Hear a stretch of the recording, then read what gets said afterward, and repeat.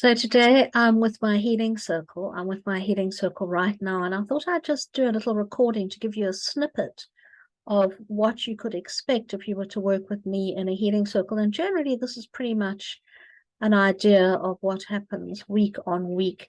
So the first thing I just want to mention is that the things I'm working with today, I'm just going to go through a few because, otherwise it's just going to be tedious for you.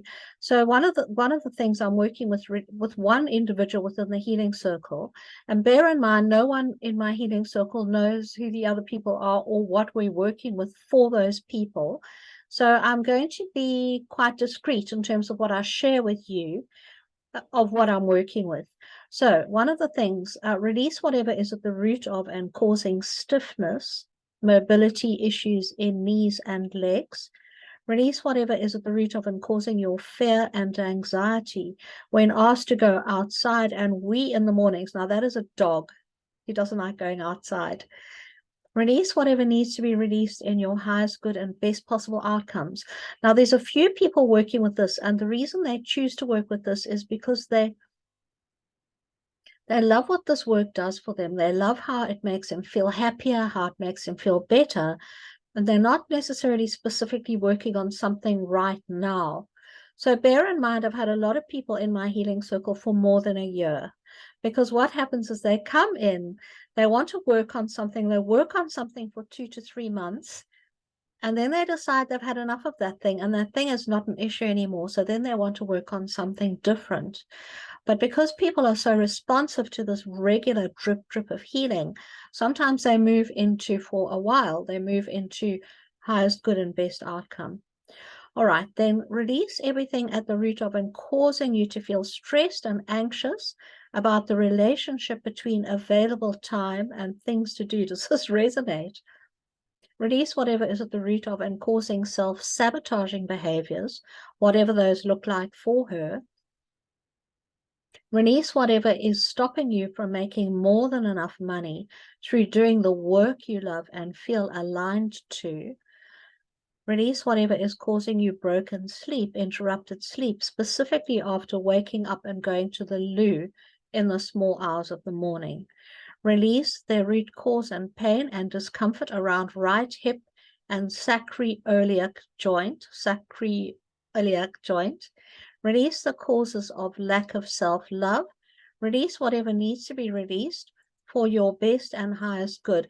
Now, this is working with a dog, and this dog recently was blinded. He was in a contretemps, a fracas with other dogs, and one of the dogs bit his eye out, and this dog is responding very nicely to healing circle work. He's becoming very confident in terms of his movement around the house and his navigation of the spaces. So it's damaged, it's released, one eye is gone, and the back of the optic nerve is damaged of the other eye. And I'm just absolutely hoping and praying that we can do something to even bring back a little bit of sight for this dog. Then I'm working with release whatever is at the root of and causing discomfort and unhappiness within the family. So relationships respond very well to this form of healing. What I do is I work with the relationship as a whole. Then release whatever is blocking you from manifesting the perfect partner who meets your every need. Release whatever is at the root of and causing snacking too much. Does this resonate? And release whatever is preventing you losing the weight. So energetic preventions, blocks. So I have already, I'm sort of halfway into the session, and what now has come up for everyone is a aspect of consciousness, an impermanent aspect of consciousness. It's an aspect of the inner child, and it is the adopted child.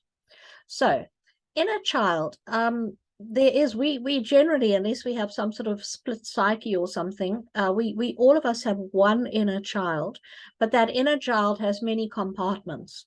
And this is an inner child who lives in the subconscious mind. It is going back to childhood, and this inner child is expressing unhappiness and dissatisfaction, which is directly relevant to the issues I've just told you I'm working with.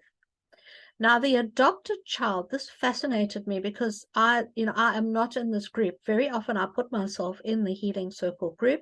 Today, I am not in this group.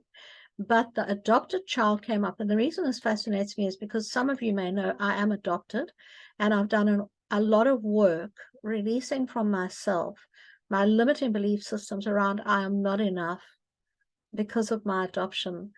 And so I was quite surprised when this came up. And then I thought about this. I did a little think about this. I did a little reflection. And what I've realized is that it is the adopted child is coming up for this group, not because everyone who is demonstrating this is adopted, but because on some level, everyone is feeling that they don't belong somewhere. They may also be literally adopted. I don't know any of their stories about adoption, but it's about the feeling of not belonging and the feeling of this is not the right space for me. So now this adopted child, as I say, it's a part of our subconscious mind, the aspect of consciousness. And when we work on aspects of consciousness, it's very empowering because it allows us to become whole. As we start releasing the aspects of consciousness that are not serving us, it allows us to become whole and to be more integrated with ourselves, and it empowers us. So adopted child is happy at 5 out of 10. In other words, 50% happiness. What we need to do with this adopted child is bring her or him up to 100% happiness. In other words, 10 out of 10 happiness. And then this adopted child, I will release this adopted child because there will be no more function for this adopted child as an unhappy persona, because if she or he is completely happy, then there is no function. So the things that have come up here are, there are things that are causing this adopted child to be unhappy. Okay, and the first thing that's coming up is it's a trapped emotion, right? Okay, so the first trapped emotion is lack of control. And it is affecting all of the individuals within this group. Now, I'm going to release this now, and I'm going to release this. All right, so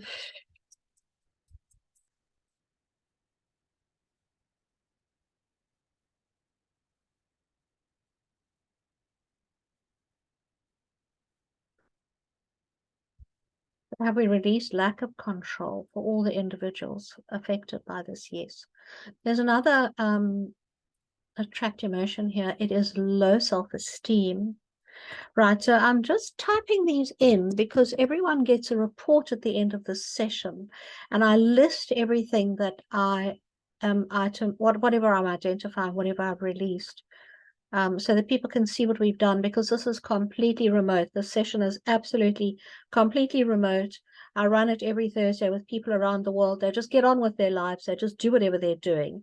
Right, so can we release low self-esteem? Yes. Okay.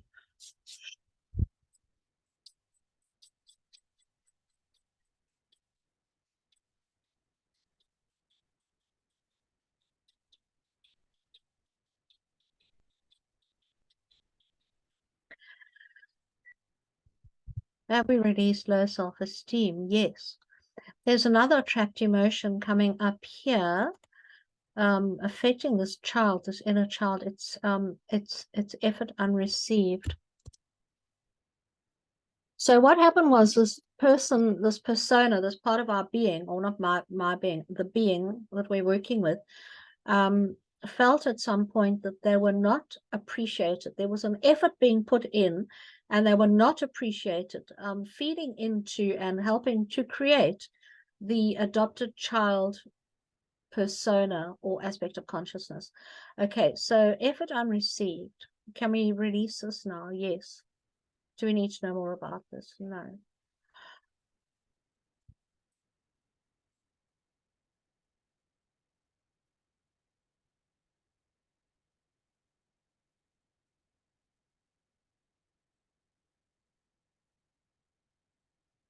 Have we released effort unreceived? Yes.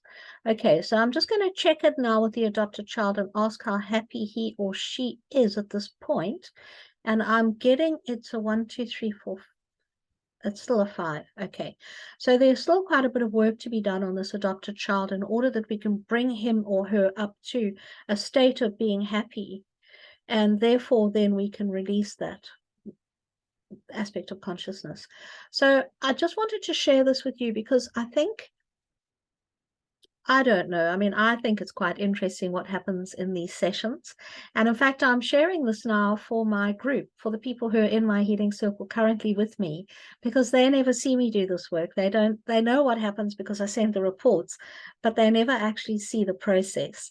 So I'm sending this with love and appreciation for you being in my membership. I'm so grateful for you. And I'm so grateful for the feedback you give me, where you tell me how things are shifting for you and how you resonated with what you read in your report. I am truly grateful for you. And I'm ending off now. I'm going to carry on working with this child and hopefully bring this child to a space of complete and utter happiness and contentment. Much love. Bye-bye.